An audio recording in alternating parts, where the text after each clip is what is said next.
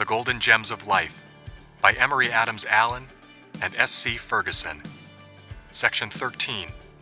Success or Failure. Mankind everywhere are desirous of achieving a success, of making the most of life. At times it is true, they act as if they little cared what was the outcome of their exertions.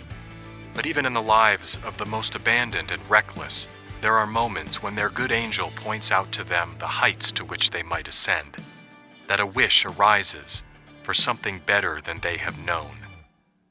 But alas, they have not the will to make the necessary exertions. We are confronted with two ends, success or failure. To win the former, it requires of us labor and perseverance. We must remember that those who start for glory must imitate the mettled hounds of Acton, and must pursue the game not only where there is a path, but where there is none.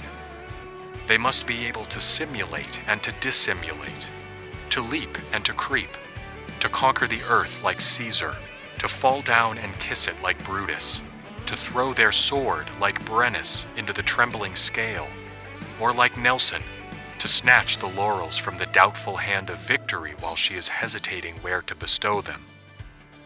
He that would win success in life must make perseverance his bosom friend, experience his wise counselor, caution his elder brother, and hope his guardian genius. He must not repine because the fates are sometimes against him, but when he trips or falls, let him, like Caesar when he stumbled on shore, stumble forward, and, by escaping the omen, change its nature and meaning. Remembering that those very circumstances which are apt to be abused as the palliatives of failure are the true tests of merit, let him gird up his loins for whatever in the mysterious economy of the future may await him.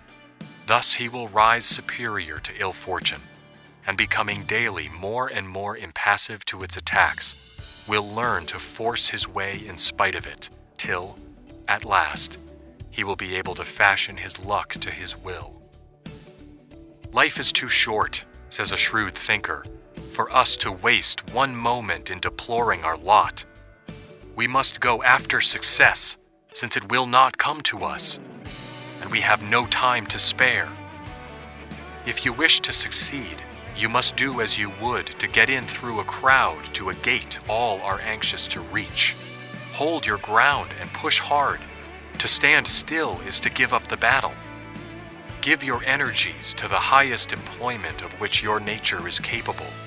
Be alive, be patient, work hard, watch opportunities, be rigidly honest, hope for the best, and if you are not able to reach the goal of your ambition, which is possible in spite of your utmost efforts, you will die with the consciousness of having done your best, which is, after all, the truest success to which man can aspire. As manhood dawns and the young man catches its first lights, the pinnacles of realized dreams, the golden domes of high possibilities, and the purpling hills of great delights, and then looks down upon the narrow, sinuous, long, and dusty paths by which others have reached them, he is apt to be disgusted with the passage, and to seek for success through broader channels and by quicker means. To begin at the foot of the hills and work slowly to the top seems a very discouraging process, and here it is that thousands of young men have made shipwreck of their lives. There is no royal road to success. The path lies through troubles and discouragements. It lies through fields of earnest, patient labor. It calls on the young man to put forth energy and determination. It bids him build well his foundation, but it promises in reward of this a crowning triumph. There never was a time in the world's history when high success in any profession or calling demanded harder or more earnest labor than now. It is impossible to succeed in a hurry. Men can no longer go at a single leap into eminent positions, as those articles are most highly prized to attain which requires the greatest amount of labor, so the road that leads to success is long and rugged. What matter if a round does break or a foot slip? Such things must be expected, and being expected, they must be overcome. Rome was not built in a day, but proofs of her magnificent temples are still to be seen. We each prepare a temple to last through all eternity, a structure to last so long. Can it take but a day to build it?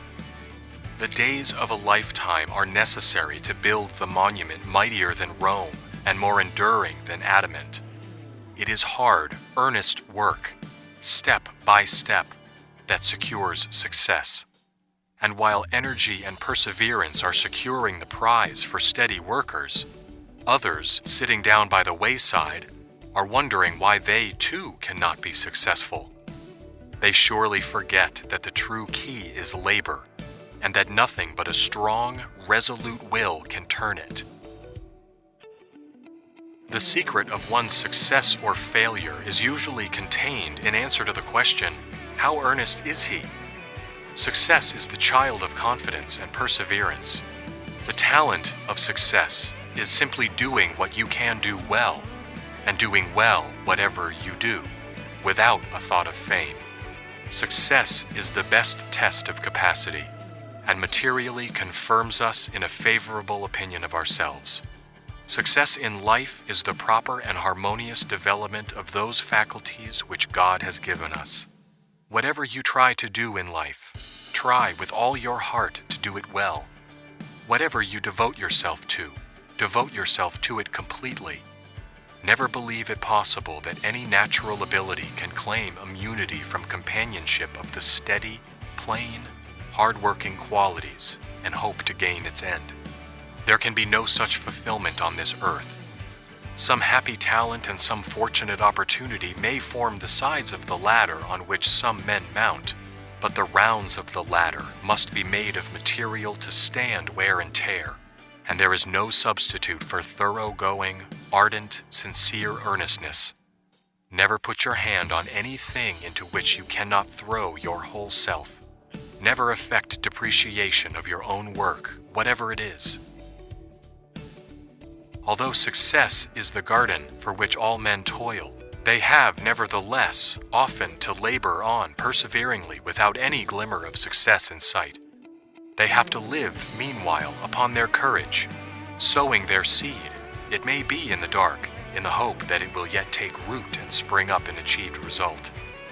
The best of causes have had to fight their way to triumph through a long succession of failures, and many of the assailants have died in the breach before the fortune has been won. The heroism they have displayed is to be measured not so much by their immediate successes as by the opposition they have encountered and the courage with which they have maintained the struggle. Among the habits required for the efficient prosecution of business of any kind and consequent success, the most important are those of application, observation, method, accuracy, punctuality, and dispatch. Some persons sneer at these virtues as little things, trifles unworthy of their notice. It must be remembered that human life is made up of trifles. As the pence make the pound and the minutes the hour, so it is the repetition of little things, severally insignificant, that make up human character. In the majority of cases where men have failed of success, it has been owing to the neglect of little things deemed too microscopic to need attention. It is the result of practical, everyday experience. That steady attention to matter of detail is the mother of good fortune. Accuracy is also of much importance and an invariable mark of good training in a man. Accuracy in observation, accuracy in speech, accuracy in the transaction of affairs. What is done in business must be done well if you would win the success desired. Give a man power and a field in which to use it, and he must accomplish something. He may not do and become all that he desires and dreams of, but his life cannot well be a failure. God has given to all of us ability and opportunity enough to be moderately successful. If we utterly fail in the majority of cases, it is our own fault. We have either neglected to improve the talents with which our Creator has endowed us, or we fail to enter the door that has opened for us. Such is the constitution of human society, that the wise person gradually learns not to expect too much from life. While he strives for success by worthy methods, he will be prepared for failure. He will keep his mind open to enjoyment, but submit patiently to suffering. Wailings and complainings in life are never of any use. Only cheerful and continuous working in right paths are of real avail. In spite of our best efforts, failures are in store for many of us. It remains, then, for you to do the best you can under all circumstances, remembering that the race is not always to the swift nor the battle to the strong. It is by the right application of swiftness and strength that you are to make your way. It is not sufficient to do the right thing. It must be done in the right way, at the right time, if you would achieve success. Young man, have you ever considered long and earnestly what you were best capable of doing in the world? If not, put it off no longer. You expect to do something. You wish to achieve success. Have you ever thought of what success consisted? It does not consist in amassing a fortune. Some of the most unsuccessful men have done that. Remember, too, that success and fame are not synonymous terms. You cannot all be famous as lawyers, statesmen, or divines. You may or may not accumulate a fortune.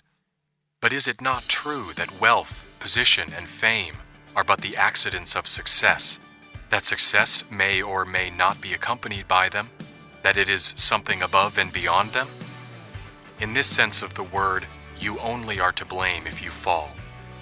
It is in your power to live a life of integrity and honor. You can so live that all will honor and respect you. You can speak words of cheer to the downhearted, a kindly word of caution to the erring one. You can help remove some obstacle from the paths of the weak. You can incite in the minds of those around you a desire to live a pure, straightforward life. You can bid those who are almost overwhelmed by the billows and waves of sorrow to look up and see the sun shining through the rifts in the dark clouds passing o'er them. All this you can do, and a grand success will be your reward. Away then with your lethargy. You are a man. Arise in your strength and your manhood. Resolve to be in this, its true sense, a successful man. And then if wealth or fame wait on you, and men delight to do your honor, these will be but added laurels to your brow. But the gilded frame encasing success